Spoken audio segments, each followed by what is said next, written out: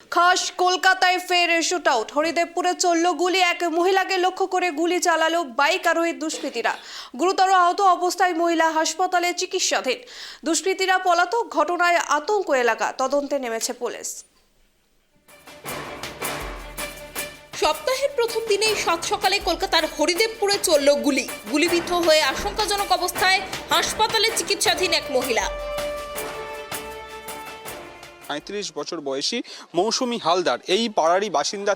তিনি প্রতিদিন সকালে এই রাস্তা দিয়ে মর্নিং ওয়াক করতেন এবং মর্নিং ওয়াক করার সময় তার পিঠে কিন্তু গুলিবিদ্ধ হন তিনি। এবং তার পাশাপাশি দেখাতে বলবো ক্যামেরা পার্সন স্বপন রায়কে, এই যে রাস্তা, এই রাস্তার এই মোড়ের মাথা থেকে তিনি এই সোজাসুজি বরাবর তিনি কিন্তু হেঁটে আসছিলেন এবং এই সোজাসুজি তিনি হেঁটে এই দিকে মর্নিং ওয়াক করতে করতে যাচ্ছিলেন। এবং এই স্থানীয় বাসিন্দাদের দাবি যে এইখানে একটি বাইক রাখা ছিল এবং সেই বাইকের ওপরেই একজন যুবক ছিলেন। তিনি হেলমেট পরেছিলেন এবং সম্পূর্ণ মুখে কভার আপ ছিল, অর্থাৎ মুখ ঢাকা ছিল সম্পূর্ণরূপে।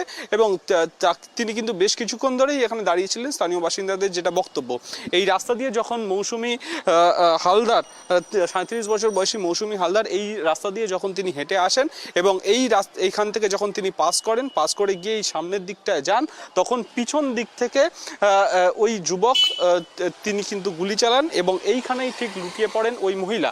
এবং যেটা পুলিশ সূত্র মারফত জানা যাচ্ছে যে বাবলু ঘোষ 30 বছর বয়সী, তিনি কিন্তু এই ঘটনাটি ঘটিয়েছেন এবং তাকে কিন্তু ইতিমধ্যেই হরিদেবপুর থানার পুলিশ গ্রেপ্তার করেছে। আজকে সকালে আমি বারান্দায় যখন এসেছিলাম ফার্স্টে একদম, তখন এখানে একজন দাঁড়িয়ে ছিলেন বাইক নিয়ে। তো তাকে কিছুই হেলমেট পরা, অল কাভার্ড।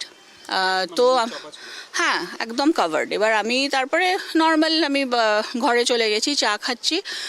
তো তখনই কয়েক সেকেন্ডের মধ্যে শুনছি একটা টায়ার খুব জোরে ফাটলে যেরকম আওয়াজটা হয় সেরকম যথেষ্ট জোরে আওয়াজটা ছিল। এবং তার পরেই বাঁচাও করে একজন মহিলার আওয়াজ।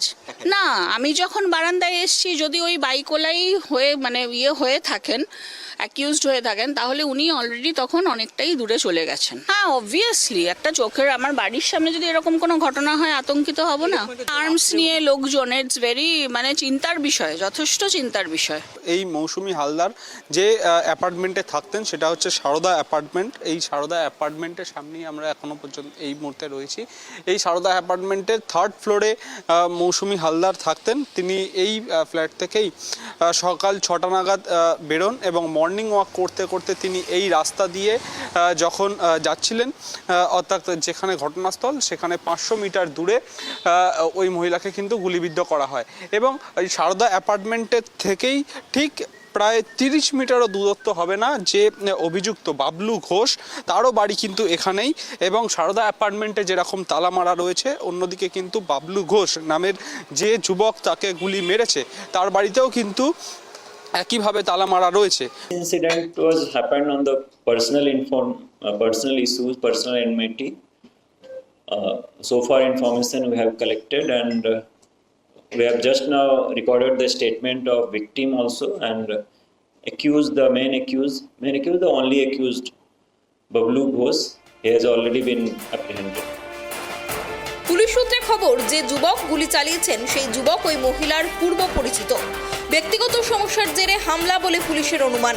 তবে সম্ভাব্য সব দিক খতিয়ে দেখেই তদন্ত এগিয়ে নিয়ে যেতে চাইছে পুলিশ। ইতিমধ্যেই এই ঘটনায় বাবলু ঘোষ নামের বছর 30-এর এক অভিযুক্তকে গ্রেপ্তার করেছে পুলিশ।